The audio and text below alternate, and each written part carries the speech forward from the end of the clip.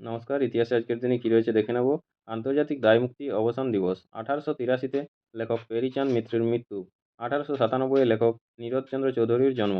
1907-এ বিশিষ্ট বেতার সম্প্রচারক, গীতিকার, প্রযোজক ও নাট্য পরিচালক বৈদ্যনাথ ভট্টাচার্যের জন্ম।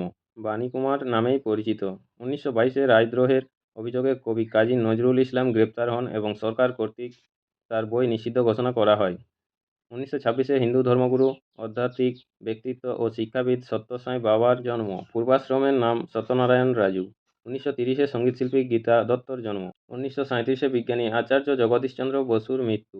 1950-এ লেখক, ইতিহাসবেত্তা ও ভারততত্ত্ববিদ নৃসিংহ প্রসাদ ভাদুড়ির জন্ম। 1964-তে ব্রিটেনের সর্বপ্রথম বাণিজ্যিক বেতার কেন্দ্র চালু হয়। 1987-তে বিশিষ্ট চলচ্চিত্র পরিচালক, শিল্প নির্দেশক, চিত্রনাট্যকার রাজেন তরফদারের মৃত্যু। 1997-এ ভারতে সরকারি সম্প্রচার সংস্থা প্রসার ভারতী গঠিত হয়।